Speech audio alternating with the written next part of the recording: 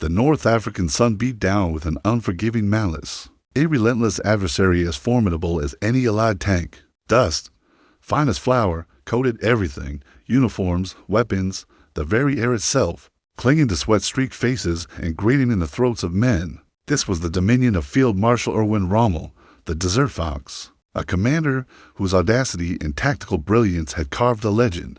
Across the desolate wastes of Libya and Egypt, his Afrika Korps, a diverse mix of German and Italian units, had been driven by an almost superhuman will, fueled by the sheer force of Rommel's personality and his uncanny ability to exploit fleeting opportunities. They had pushed the British Eighth Army back hundreds of miles, from El Alamein to the very gates of Egypt. Their advance a testament to mobile warfare executed with breathtaking speed and cunning. Yet, even as the panzers roared eastward, their treads churning the sand into a choking cloud, the seeds of their ultimate failure were being sown. Rommel's genius, while unparalleled in the tactical sphere, operated within a strategic vacuum, starved of the resources essential for sustained conquest. The supply lines, stretching precariously across the Mediterranean and then thousands of kilometers of hostile desert, were a constant, debilitating choke point. Every drop of fuel, every round of ammunition, every spare part for a Panzer IV or a captured Crusader tank had to run a gauntlet of Allied air and naval interdiction. The ports of Tripoli and Benghazi, though captured, were distant and vulnerable, and the journey inland was an arduous trek under the merciless sun, plagued by breakdowns and ambushes. Rommel's incessant demands for more supplies, more tanks, more men, were often met with promises from Berlin that never materialized, or with meager shipments diverted to the Eastern Front, where the titanic struggle against the Soviet Union consumed the vast majority of the Wehrmacht's strength. By early July 1942, the Afrika Korps and its Italian allies, the Riot and Treese divisions, were exhausted, their equipment worn to a threadbare state. Rommel, ever pressing, had launched the first Battle of El Alamein, a desperate lunge at the Allied defensive line. This line, stretching some 60 kilometers from the Mediterranean coast south to the impassable Qattara Depression, was a natural fortress. Unlike the open desert that had allowed Rommel's flanking maneuvers to flourish, El Alamein offered no such advantage. It was a bottleneck, a choke point where the numerical and logistical disparities between the Axis and Allied forces would become starkly evident. Rommel's initial assaults, though conducted with his characteristic flair, faltered against determined resistance and increasingly superior Allied artillery and air support. The sheer weight of Allied metal, though not yet fully coordinated, began to tell. The British, Australians, New Zealanders, South Africans, and Indians, bruised but not broken, held their ground. Rommel's men, already at the ragged edge of endurance, found themselves fighting not just the enemy, but the very desert itself, and the gnawing emptiness of their supply depots. The strategic imperative for Rommel was clear: break through El Alamein, seize the Suez Canal, and sever the British Empire's lifeline. The prize was immense, but the cost of failure would be catastrophic. His men, however, were at the breaking point. The German 90th Light Division, once a swift and formidable force, now found itself bogged down in static defense, its vehicles cannibalized for parts, its soldiers suffering from dysentery and heat stroke. The Italian divisions, though often underestimated, fought with commendable bravery, but their equipment, particularly their tanks and artillery, was largely obsolete compared to the growing might of the British and American supplied forces. Rommel's audacious pursuit had outrun his own supply chain, and now, at El Alamein, he was caught like a fox in a snare, with his back against the wall, facing an enemy that was rapidly consolidating its strength. The shifting tides of battle, once firmly in his favor, were beginning to turn, the currents of war carrying him inexorably towards a confrontation he could ill afford. The desert, once his ally, now seemed to mock his dwindling resources, its vastness a stark reminder of the impossibility of his task without adequate support. The summer of 1940 to deepen, and with it, the strategic landscape of North Africa underwent a profound transformation. While Rommel's Afrika Korps dug in defensively, nursing its wounds and dwindling resources, a new force was gathering strength and purpose on the Allied side. In August, General Bernard Long Montgomery arrived to take command of the British Eighth Army, bringing with him a methodical, almost clinical approach to warfare that stood in stark contrast to Rommel's improvisational genius. Montgomery's first act was to instill a fierce sense of confidence and an unshakable belief in victory among his troops. He toured the front lines, spoke to the men, and made it clear that there would be no more retreats. His arrival marked a turning point, not just in leadership, but in the entire operational philosophy of the Allied forces in the Western Desert. Under Montgomery's command, the Allied buildup accelerated to an unprecedented scale. Convoys, largely unmolested by Axis air or naval forces, poured men, machines, and materiel into Egyptian ports. American Lend-Lease supplies, particularly Sherman tanks and vast quantities of fuel, began to arrive, bolstering the existing British M3 Grant tanks and a growing fleet of artillery pieces. The Royal Air Force, already possessing a significant advantage, was reinforced further, securing almost complete air superiority over the battlefield. Allied air patrols harassed Axis supply convoys, bombed their forward positions, and provided invaluable reconnaissance, denying Rommel the crucial element of surprise that had so often been his trump card. The disparity in resources, already a problem for Rommel, now swelled to an overwhelming torrent in favor of the Allies. Compounding Rommel's woes was his own deteriorating health. The relentless pace of the campaign, the constant stress, and the harsh desert conditions had taken their toll. Suffering from liver and stomach ailments and severe blood pressure issues, Rommel was forced to take leave in September, returning to Germany for medical treatment. In his absence, General Georg Stumm assumed temporary command. This period of Rommel's absence, though brief, was critical.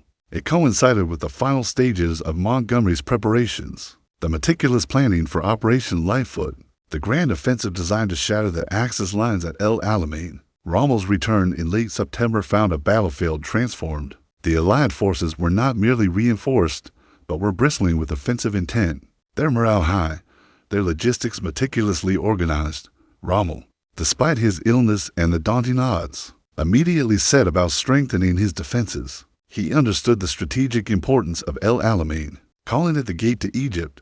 His engineers and infantry worked tirelessly, laying vast minefields, known chillingly as the Devil's Gardens, interspersed with anti-tank ditches and fortified strongpoints. These minefields were designed to channel any attacking force into pre-sighted killing zones, where German 88mm anti-tank guns, renowned for their devastating power, lay in wait. He positioned his panzer divisions as mobile reserves, ready to counterattack any penetration. His tactical brilliance remained undimmed. He was still the master of defensive maneuver, attempting to compensate for his lack of resources with ingenious field fortifications and the clever placement of his limited forces. Yet, the stark reality was undeniable. His Afrika Korps was severely understrength, critically short of fuel, and faced an opponent with a 4-to-1 advantage in tanks, a vast superiority in artillery, and almost total command of the skies. Rommel's pleas to Hitler and the OKW Oberkommando der Wehrmacht for fuel, tanks, and reinforcements became increasingly desperate, almost frantic. He understood that without these, his position was untenable. His urgent messages painted a grim picture of an army on the brink of collapse, facing an enemy that was not only numerically superior, but also logistically unassailable. The responses from Berlin were invariably disappointing, filled with empty promises or diversions to other fronts. The strategic folly of fighting a two-front war, stretching resources to breaking point, was never more evident than in the barren wastes of North Africa. Rommel, the audacious offensive commander, was now forced into a purely defensive posture, keenly aware that the storm was about to break and that his genius, however profound, might not be enough to weather it without the essential tools of war. The night of October 23, 1942, was deceptively still, the desert air cool after the day's scorching heat. A thin sliver of moon offered little illumination, casting long, distorted shadows across the endless dunes. Then, at 21:40 local time, the silence was shattered by a sound of unimaginable fury. Over 1,000 Allied artillery pieces, ranging from field guns to heavy medium guns, unleashed a concentrated barrage that ripped through the night sky. For 5 hours, shells rained down on the Axis positions, transforming the desert landscape into a cauldron of fire and thunder. The earth trembled, the air filled with the stench of credite and pulverized rock, and the very notion of safety vanished. This was the opening salvo of Operation Lightfoot, Montgomery's grand offensive, designed to crack Rommel's formidable defenses and open a corridor for the Allied armor.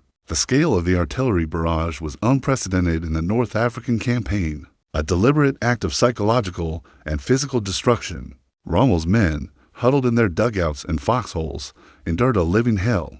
The roar was deafening, the flashes blinding, and the constant fear of being buried alive or dismembered by shrapnel was a heavy burden. Yet, the initial German and Italian response was resilient. Rommel's Devil's Gardens of mines, cleverly laid and well defended, proved to be a formidable obstacle. The Allied plan called for infantry to advance through these minefields, clearing paths for the tanks that would follow.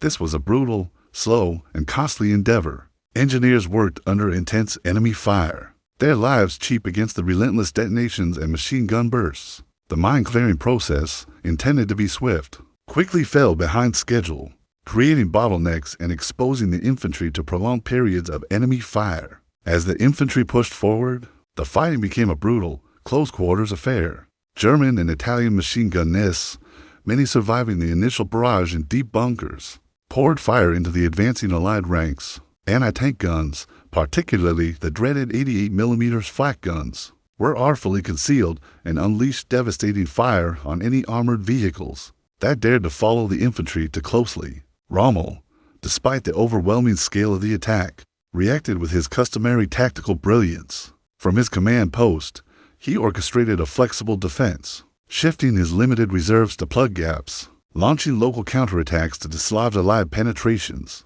and exploiting every terrain advantage. His understanding of the desert, his ability to read the battlefield and anticipate enemy moves, allowed his outnumbered forces to inflict heavy casualties and slow the Allied advance to a crawl. The initial days of Operation Lightfoot were a testament to the ferocity of the Axis defense and Rommel's unwavering leadership. Though the Allies had achieved some penetrations, particularly in the northern sector near the coast, they had failed to achieve a decisive breakthrough. The corridors through the minefields, intended to be wide avenues for the armor, remained narrow and dangerous. Allied tanks found themselves constricted, vulnerable to ambush from concealed anti-tank guns and the limited but potent Axis armor. The battle devolved into a grinding war of attrition, exactly what Montgomery had anticipated, but also a testament to the stubborn resistance of Rommel's forces. The human cost was immense. Both sides suffered heavy casualties, the desert floor littered with shattered vehicles and fallen men. The Allied numerical superiority, while undeniable, was not yet translating into a quick victory. Rommel, the tactical genius, was still holding his own, demonstrating that even against overwhelming odds, a brilliant commander could, for a time, defy the inevitable. The initial hammer blow of Operation Lightfoot had failed to shatter Rommel's lines, but it had initiated a grinding, attritional struggle that would prove far more deadly for the Axis forces. Montgomery, with his characteristic patience and methodical approach, had anticipated this. His strategy was not a single, decisive punch, but a continuous crumbling of the enemy's defenses. Day after day, the Allied artillery maintained a relentless bombardment, shifting its focus, probing for weaknesses, and denying the Axis forces any respite. The Royal Air Force, with almost complete air supremacy, continued to pound Axis positions and interdict any attempted movement, turning the desert into a death trap for anything that dared to move in daylight. Rommel's forces, already stretched thin, began to fray under this sustained pressure. Fuel, always a critical shortage, became an agonizing scarcity. Panzer divisions, designed for rapid maneuver, were increasingly immobilized, their tanks becoming static pillboxes, vulnerable to Allied artillery and air attacks. Replacements for destroyed tanks and fallen men were almost non-existent. The Italian divisions, though fighting with remarkable courage, were particularly hard-hit, their antiquated equipment and lack of reserves making them easy targets for the relentless Allied advance. The human toll was immense: exhaustion, thirst, dysentery, and the constant psychological strain of bombardment wore down the morale of even the most seasoned veterans. The desert, once a canvas for Rommel's brilliant maneuvers, now seemed to conspire against him. Its vast emptiness, a symbol of his dwindling resources and isolation. Key strategic points, like the formidable Ruysat Ridge, became scenes of desperate, bloody fighting. Rommel's counterattacks, though executed with his trademark aggression and tactical insight, were increasingly localized and lacked the necessary punch to dislodge the well-entrenched Allied forces. He would personally direct these desperate thrusts, often exposing himself to enemy fire. his presence a fleeting morale booster for his beleaguered troops. He tried every trick in his playbook: feints, localized breakthroughs, rapid shifts of his anti-tank guns. But the weight of Allied material superiority was simply too great. For every German tank destroyed, the Allies could bring 3 or 4 more into the fight. For every German artillery piece silenced, a dozen Allied guns continued to roar. The defining moment of this phase came with Operation Supercharge, launched on November 2nd. Montgomery, having worn down the Axis northern sector through weeks of incessant attacks, unleashed his fresh armored divisions, spearheaded by the 9th Australian Division, in a powerful thrust. The Australians, fighting with ferocious determination, cleared a new corridor through the minefields, and then the British 1st Armored Division poured through, engaging the battered remnants of Rommel's panzer divisions in a series of tank battles. That sealed the fate of the Afrika Korps. Rommel's few remaining tanks, critically low on fuel and ammunition, fought valiantly, but they were simply overwhelmed. The German 15th Panzer Division and 21st Panzer Division, once the spearhead of his audacious advances, were decimated. It was during these brutal encounters that Rommel's genius faced its ultimate test, and ultimately, its limits. He could orchestrate brilliant defensive maneuvers. He could inspire his men to superhuman efforts. But he could not conjure fuel, tanks, or aircraft from the empty desert air. The tragedy of Rommel's command at El Alamein was precisely this. His tactical brilliance was undeniable, yet it was a brilliance applied to an unwinnable strategic situation. He was a master craftsman denied the tools of his trade, forced to fight a modern war with increasingly obsolete equipment and dwindling resources against an enemy that possessed an overwhelming and ever-growing industrial advantage. The battle for El Alamein had become a crucible, melting away the last vestiges of Axis strength in North Africa, and Rommel knew, with a heavy heart, that his last stand was failing. With Operation Supercharge, the Allied offensive reached its terrifying crescendo. The breakthrough, long sought by Montgomery, had finally materialized. The remnants of Rommel's armored divisions, shattered and outflanked, could no longer hold the line. The Devil's Gardens were breached, the fortified strongpoints overrun, and the Axis front, once seemingly impregnable, began to unravel with frightening speed. Rommel, observing the catastrophic collapse, faced the most agonizing decision of his career. His army was facing annihilation, trapped between the advancing 8th Army and the impassable Qatar Depression. To stand fast, as Hitler's rigid orders dictated, would mean the complete destruction of the Afrika Korps and the Italian forces, a senseless sacrifice that would serve no strategic purpose. Defying the Führer, Rommel made the courageous and pragmatic choice, a general retreat. On November 4th, he issued the order, signaling the end of the Battle of El Alamein and the beginning of a desperate, harrowing withdrawal across hundreds of miles of open desert. The retreat was a brutal affair, under constant harassment from the Royal Air Force, which now enjoyed almost total freedom to attack. The Axis columns were mercilessly bombed and strafed. Vehicles, already in poor condition, broke down and were abandoned. Men, exhausted and demoralized, trudged westward, their hopes of victory evaporated, replaced by a grim determination to survive. The desert, which had once witnessed Rommel's lightning advances, now bore witness to his army's agonizing unraveling. The Battle of El Alamein was a decisive turning point, not just in the North African campaign, but in the entire Second World War. It marked the first major, decisive victory for the Western Allies against the Axis powers, shifting the momentum irrevocably. No longer would the Axis be able to threaten the Suez Canal or the oil fields of the Middle East. The tide had turned, and the long road to Tunis, and eventually the Allied invasion of Sicily and Italy, lay open. Rommel, the desert fox, had been outmaneuvered, outsupplied, and ultimately defeated. In reflection, Rommel's genius at El Alamein was undeniable, even in defeat. His tactical brilliance, his uncanny ability to read the battlefield, his inspirational leadership, and his innovative use of combined arms tactics were all on full display. He maximized every meager resource, stretched his men and machines to their absolute limits, and inflicted heavy casualties on a numerically superior foe.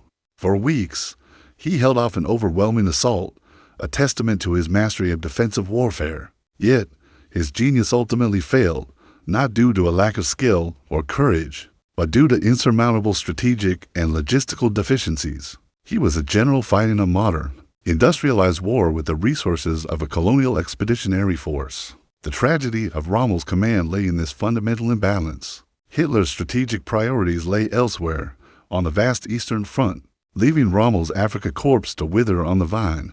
The Allied industrial might, particularly that of the United States, ensured a continuous flow of tanks, aircraft, fuel, and ammunition that the Axis simply could not match. Rommel's constant pleas for fuel, often met with empty promises or meager shipments that rarely arrived, sealed his fate. He recognized this disparity acutely, understanding that even the most brilliant tactics could not overcome a complete lack of operational resources. El Alamein stands as a stark lesson in the realities of modern warfare that tactical brilliance, while crucial, cannot compensate indefinitely for a catastrophic failure in logistics and strategic support. Rommel, a commander of extraordinary talent, was caught in a trap of his own making by virtue of his audacious advances, and then crushed by the weight of Allied industrial power. His genius was profound, but the tragedy was that it was deployed in a theater where the forces arrayed against him, both material and strategic, were simply too great for even the most brilliant of commanders to overcome. The desert, silent once more, held the memory of a genius who, for all his brilliance, ultimately could not defy the inexorable laws of supply and demand.